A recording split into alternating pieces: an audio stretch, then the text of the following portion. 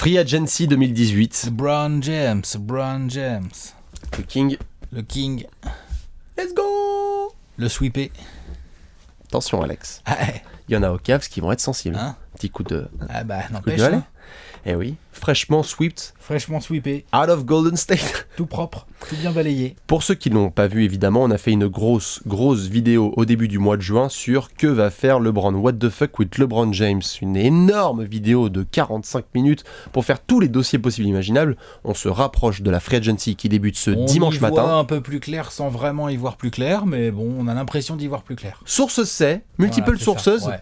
Puis alors, enfin bref. Bref, en gros, on ne sait que dalle. Ouais, ça, Mais c'est on a besoin de faire un petit rappel on parce peut que en c'est parler quand important. même. On peut carrément en parler. Et justement, on continue dans cette série de dernières semaines avant la Free Agency où on fait plusieurs gros profils. Ouais. Et LeBron, évidemment, c'est le plus gros. Hein. Et LeBron, c'est celui qui, C'est en Moby fonction de la décision qu'il va prendre, peut en influencer un paquet d'autres. C'est même plus un domino, le mec. Il dirige tout. Ouais. Est-ce qu'il va rester aux Cavs ? Est-ce qu'il va aller ailleurs ? Est-ce qu'il va aller à Philadelphie ? Est-ce qu'il va aller à Los Angeles ? À Atlanta ? À Atlanta ? À Sacramento ? On a vu des billboards qui ont été balancés à droite à gauche. Pour vous rappeler juste le petit menu principal, c'est simple. Hein, on va faire d'abord un petit retour évident sur la saison du joueur pour qu'on soit bien tout frais en tête pour savoir ce qui s'est passé. Ensuite, on fera la situation contractuelle du joueur. Peut-il rester ? Et où va-t-il aller ? Et ensuite, on fera le petit pronostic. N'est-ce pas ? Ceux qui ont peut-être vu la vidéo, ils ont une idée du pronostic d'Alex et de Bibi. Peut-être. Il y en a trois qui le savent, hein. On avait fait les séances dédicaces, c'était là. Tu crois vraiment ? T'inquiète, tu vas pouvoir nous C'est remettre clair. bouche et double, Alex, je sens chaud. Du coup, sur monsieur LeBron James, saison évidemment, bon, j'ai même plus envie de dire typique, c'est la saison de LeBron, quoi. C'est-à-dire que le mec est dans sa 15e saison NBA, on a déjà dit. Il domine, il fait une grosse saison, Voilà, tout il va porte bien. les Cavs sur son dos. On peut dire que pour une dernière saison contractuelle, il a fait le boulot. Il putain. joue 82 matchs. Il porte son équipe en playoff comme rarement on a vu un joueur porter une équipe en Non, playoff. c'est plus porté, c'est voire tractopé. jamais. Ah, c'est tracté, là. Hein. Une bétonneuse. Il finit par se faire défoncer en finale avec des Warriors qui ont reçu des aides précieuses, hein, celle de George Hill, celle de Gerard Smith et bien évidemment celle de Tyronn Lue. Grand artisan de la victoire voilà. des Warriors, Voilà. monsieur Tyronn Lue. Donc évidemment, Donc, défaite en finale NBA. Exactement.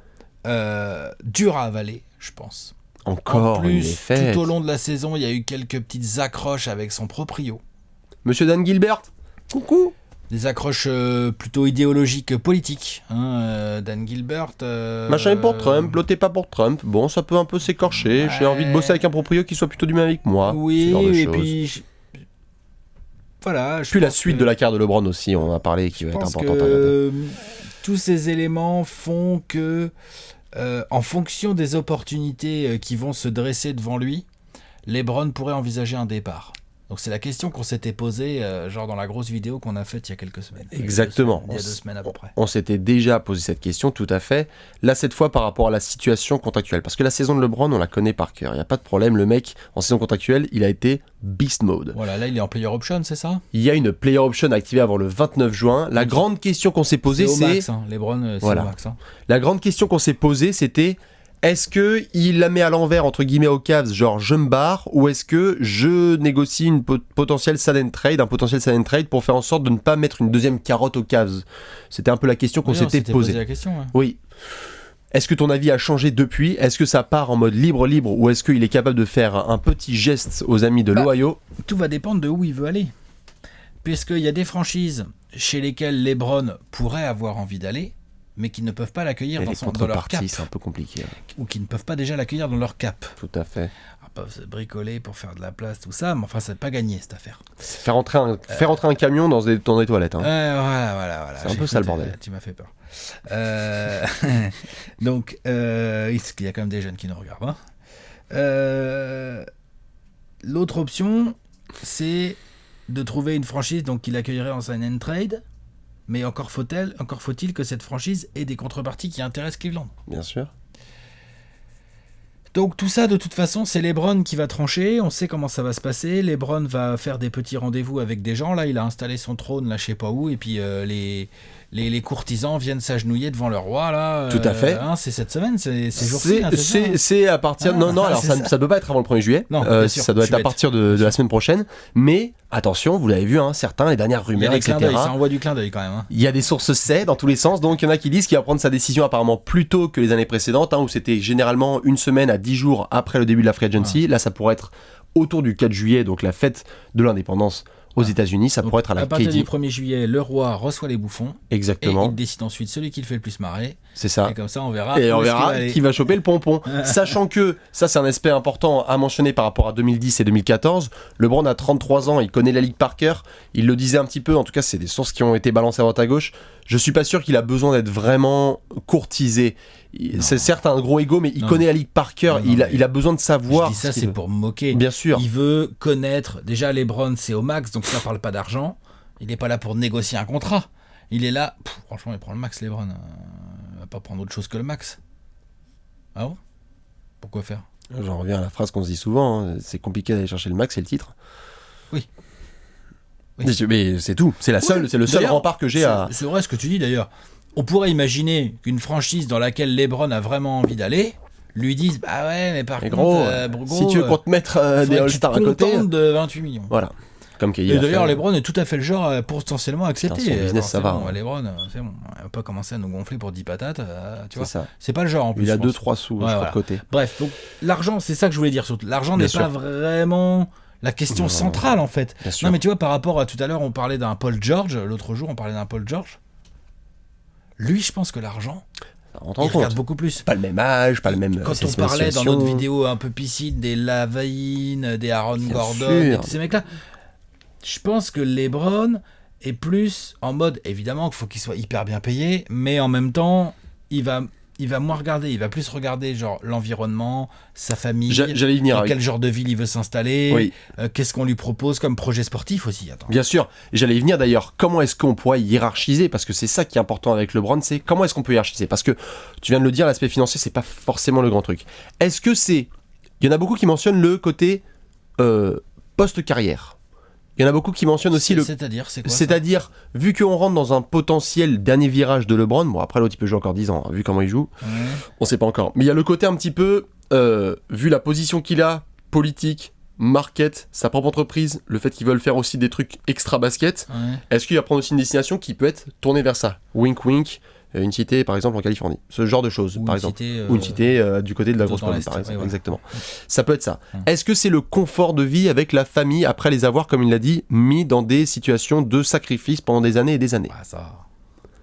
Des gros sacrifices. Des gros sacrifices. C'est bon. Alors, LeBron, quand il dit ça, franchement, j'ai la larme à l'œil. C'est des gros sacrifices. Vraiment, c'était dur. Moi, quand il a dit ça, j'étais là, genre, waouh, les pauvres et tout, ils doivent tellement en chier dans leur vie. Quoi. J'avais que 8 chambres la dernière fois. C'est tellement dur comme vie. On m'a changé mes draps à 18 ans. Ça, c'est nimp. C'est vraiment de la. Tu vois ce que je veux dire, c'est la pression médiatique qu'il y a eu avec ces trucs. La pression médiatique. Alors, ça, par contre, LeBron, clairement. Va certainement essayer de gérer ça beaucoup plus en douceur qu'en 2010. Bien sûr. Si jamais il part de Cleveland, s'il reste, il reste.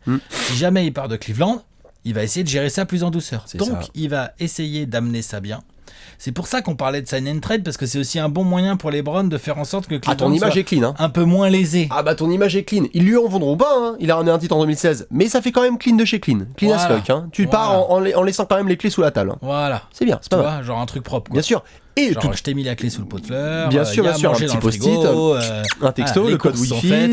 C'est ça. Bien sûr. Voilà. Mais il y a aussi le projet sportif, parce qu'on parle quand même de monsieur qui parle de je veux chase le fantôme de Chicago, le GOAT. Je veux chasser le fantôme de Chicago. Donc il y a aussi le côté est-ce que tu peux gagner un titre en rejoignant une autre équipe. Donc il y a tout ça à prendre en compte. C'est là que je trouve j'ai du mal à capter comment tu hiérarchises tout ça. L'aspect Lakers. C'est-à-dire que dans la hiérarchie. Je sais qu'on parle beaucoup des Lakers, mais dans la hiérarchie des choix de LeBron, je comprends qu'il aime la Californie, je comprends qu'il aime Los Angeles, je comprends que, a priori, pour un de ses fils, c'est pas un problème. Pour le plus vieux, là, c'est un peu plus galère parce qu'il était il allait rentrer au lycée, je sais pas où. Quoi. Los Angeles. Mais non, je crois pas justement. Le lycéen, le petit, il va rentrer au lycée du côté de Los Angeles. Ah bon, donc ça va. Sa femme, je pense que Los Angeles, va pas l'histoire. Chez Savannah. On va avoir son mot à dire quand même. Par contre, Beverly Hills. Le projet sportif aux Lakers. Tout dépend. J'en reviens à tout dépend. La franchise, elle a déjà 16 titres et tout. J'en reviens à tout dépend. Il y a déjà des dizaines de maillots là-bas. Il y a le maillot de Kobe qui vient à peine être retiré. Là, il est même pas encore poussiéreux. LeBron, il va aller se foutre là-dedans. J'en reviens à tout dépend. Tout dépend s'il y a notamment d'autres agents libres qui vont décider de rejoindre Los Angeles. Peut-être. Je sais pas pourquoi, je dis pas que c'est pas possible, je sais pas, je le sens pas tellement. Ok, donc nous sommes d'accord, donc mettons par exemple Los Angeles de côté. Et venons-en aux faits, puisqu'on a parlé de salarial, de contractuel, etc. Reparlons un petit peu de... Les Lakers peuvent le payer, peuvent le prendre en agent libre, peuvent le foutre exactement. De toute façon, LeBron dicte, hein, ok, il n'y a pas de problème. LeBron, il arrive, il fait « Je veux ça, je veux coéquipier, je veux machin, je veux un square, et quelqu'un qui vient nettoyer mes chiottes tous les lundis, il n'y aura pas de problème, les franchises vont se mettre à poil. » Mais venons-en aux faits, et plutôt au pronostic. Parce qu'on l'avait mentionné dans la première vidéo, Alex, tu avais un pronostic que tu avais pas mal élaboré, oui. Et je pense que les gens ont aussi envie de oui, et de le réentendre. Alors, Knicks, certes, mais il y en a un autre. Que si LeBron devait partir... Il y en a un autre avant Knicks. J'avais dit qu'il resterait. Ça reste. J'avais dit ça reste, et après j'avais élaboré ma théorie Knicks en disant s'il devait partir, je verrais bien aller aux Knicks. Tout à fait. C'est ça mon truc. Mais pour moi, ça reste. Ça reste. Pour moi, ça reste. Je pense que effectivement, ce qui m'a fait beaucoup hésiter, je serais beaucoup plus sûr de moi s'il n'y avait pas cette brouille avec Dan Gilbert. Oh boy. La brouille avec Dan Gilbert. C'est pour ça que j'ai élaboré une théorie. La théorie Knicks, bien sûr. La théorie Knicks, qui d'ailleurs n'est pas complètement achetée à la poubelle. Non. Les Knicks, ça se trouve, Enes Kanter va opt-out et ils vont buy-out Noah. Ils vont se retrouver avec un peu de cap. La ville, attends. Pour le coup, confort, ville, exposition médiatique. Le projet sportif, de toute façon, aux Lakers, c'est LeBron, le projet sportif. Aux Knicks, c'est LeBron, le projet sportif. Hein. Wow, il n'y a pas les mêmes rumeurs sur les joueurs qui veulent rejoindre les Lakers et les Knicks. Mais si tu mets LeBron aux Knicks, il y a José Calderon qui va aller aux Knicks, il y a Paul George, Kawhi Leonard et Jimmy Butler qui va aller aux Lakers. Ah bah c'est vrai ou c'est pas vrai? Si tu mets LeBron... C'est vrai ou c'est pas vrai ce qu'ils ont dit? C'est vrai, mais si tu mets... Laisse-moi finir ma phrase. Bien sûr. Si tu mets LeBron aux Knicks, tu auras des rumeurs de joueurs qui veulent aller aux Knicks, il n'y aura pas de souci, il y en aura. Bah alors là... les gars de second rideau. Il n'y aura pas de sushi. Les gars de second rideau. Non, t'auras une autre star, sans aucun problème, une autre star à New York. Alors là, si tu mets LeBron aux Knicks, t'as sans aucun problème une autre star qui voudra bien venir. Rajon Rondo. Chris Paul. Ouais.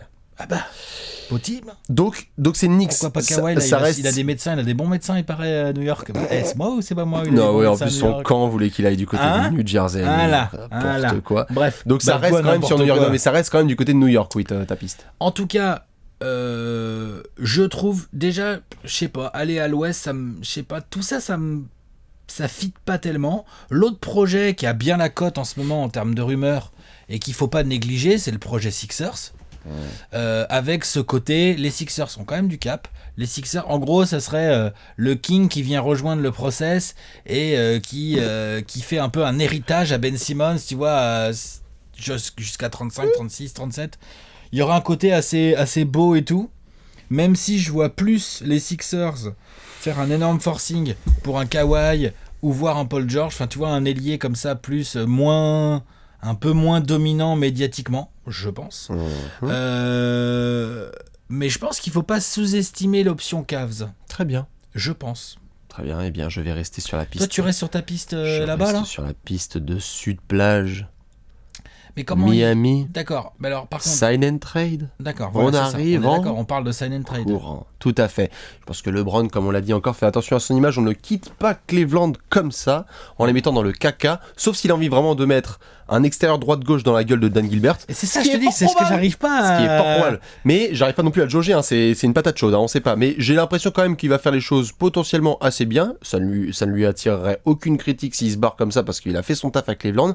Mais je continue de croire que Pat Riley, pendant qu'on parle, est en train de mettre en place gentiment des potentiels scénarios en disant bah, « mon pote, si tu viens, je vais faire en sorte que tu sois toujours à l'Est, toujours compétitif, que tu puisses aller loin, qu'on te mette des gars autour.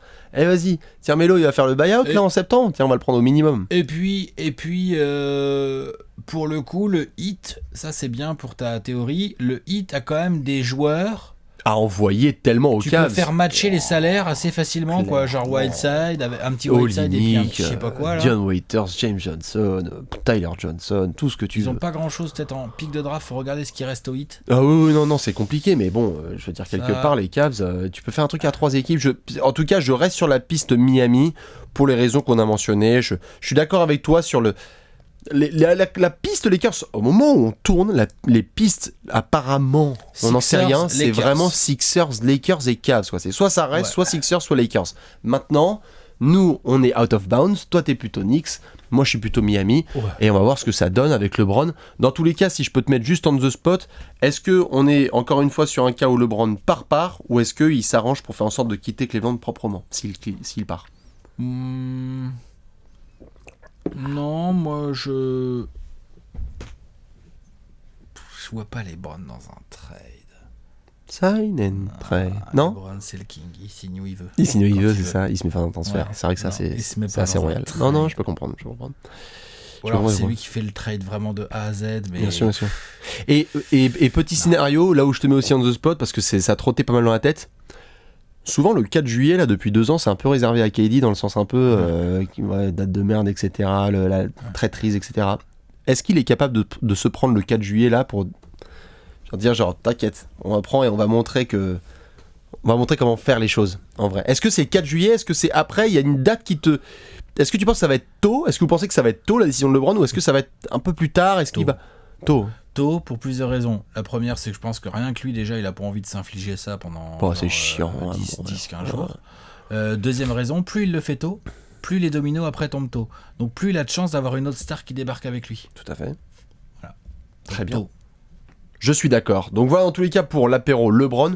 Si vous voulez la version longue, on a fait un apéro déjà en début de mois qui est énormissime.